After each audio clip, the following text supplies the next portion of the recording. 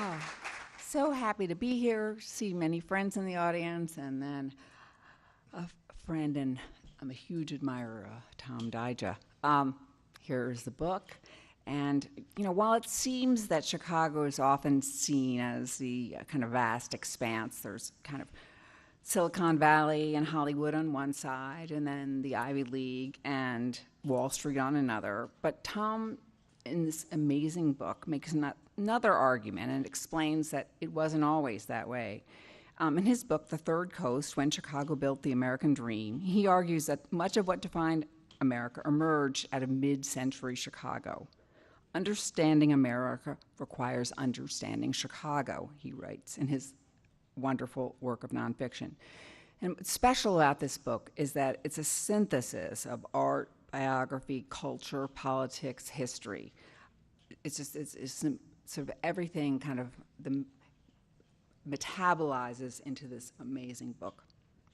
So let's kind of start at the beginning, kind of give people a way to kind of jump into this book. So kind of we have, 1955, Second City, the Golden Arches, Bellow, Algren, Turkle, Lorraine Hansberry, Chess Records, Playboy, Richard J. Daley's election, Emmett Till's death. So,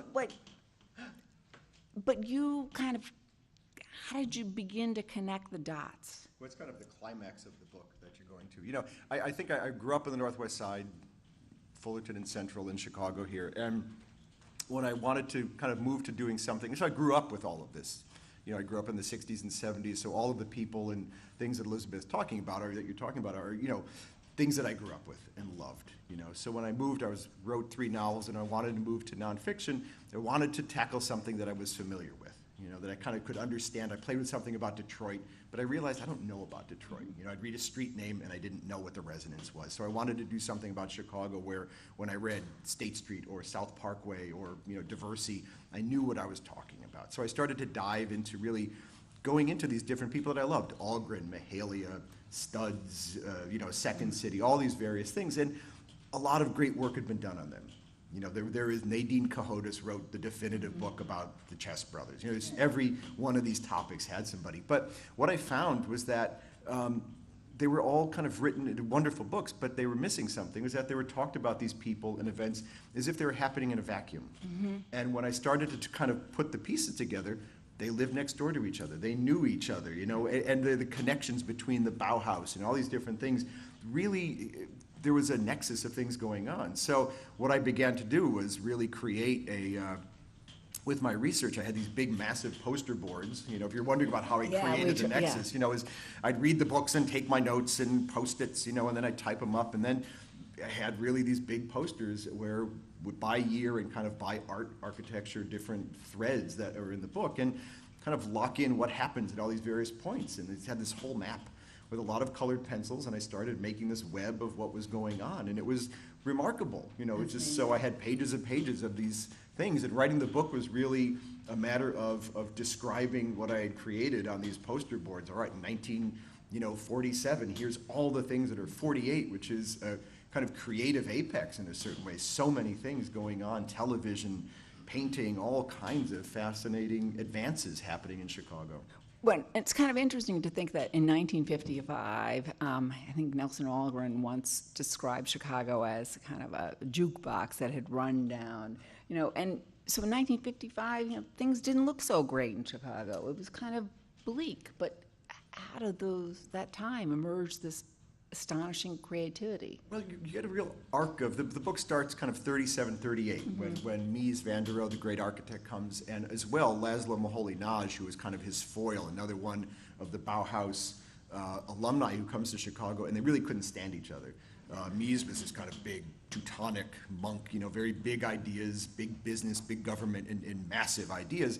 And Moholy is this kind of dapper Hungarian guy who does painting and film and sculpture, and his big motto is, everyone is talented. Mm-hmm. So, Mies is basically, God is talented, and Moholy is everyone's talented, right? So, and they really are a foil to each other in a certain way. And they each tap into very basic things about the city, and that wholly understands that people-based ethic of Chicago. It really does, goes all the way back to the labor movement, and which has a lot of ties to the creativity in Chicago during these years. And Mies, in a way, stands for that, his relations with big government and big ideas, you know. And so they both come from the same modernist tree, but they're different branches of it and take it in very different places, you know. In their books, they describe literally the same sentence from Darcy Thompson's On Growth and Form, but they hate each other. You know, it's fascinating how they love and hate the same thing. So they represent, they're both brought into the city to help come out of that double dip of the Depression, which is terrible in Chicago. The Depression hit Chicago very, very badly. And so they kind of represent the beginning of a turning of a page in the way. And during the war, Chicago hosts, it's kind of a central point as troops are moving back and forth for the war, and it's a kind of reintroduction of the city to America in a certain way. And Chicago's always, I mean, the thing to keep in mind is the geography of Chicago. It's in the middle of everything. And its role as being in the middle of the country is crucial. You literally could not, you know, it seems as if it was a required stop, but if you're traveling by train, it, by law, was a required stop. You had to stop, get off the train in Chicago, go shop at Marshall Fields or something, and then get on the Super Chief. You know, you had to. So it served that purpose as a meeting place for America. In this, you know, 9 out of 16 political conventions between 32 and 60 were in Chicago. And some of that was obviously the ease of everybody getting there, but some of it was also how the city operated. It was a convention center. It was the original Las Vegas. It had that gambling, stripping, naughty thing going on, but you know, it had the Art Institute, it had Fields, and so it was a one-stop place for America to meet. And it really plays off of that. That becomes really important because after the war, you get a lot of the German emigres, the Bauhaus people come. A lot of people, the southern migration of African Americans comes up to Chicago. You have so many different kind of refugees and people looking to make a fresh start in Chicago, and that creates a huge amount of energy in the late 40s, which is, I think, and you know, that image that people have of Kerouac fighting this, you know, lockstep America in the 40s. In fact, really exciting things were going on, and new ideas were going on. And so Chicago, I think, in the late 40s was a great boiling place for this. What happens then is by 50, you get McCarthy, you know, and that there's a kind of chilling effect on that. And against a backdrop of really housing is an enormous issue as well. And so part of, you know, it's hard to talk about this because it's so interwoven, you know, I could always look back at the big poster board and say, okay, you know, weave it all together.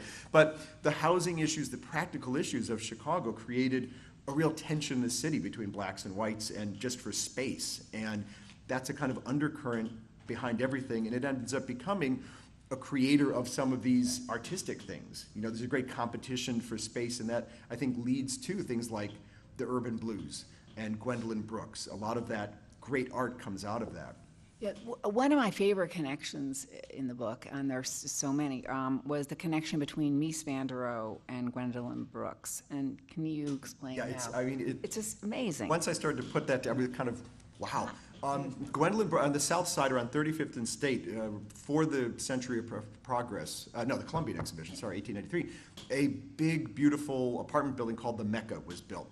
And it was one of the first of its kind, big luxury apartment buildings, which was not kind of the norm, certainly not in Chicago at this time.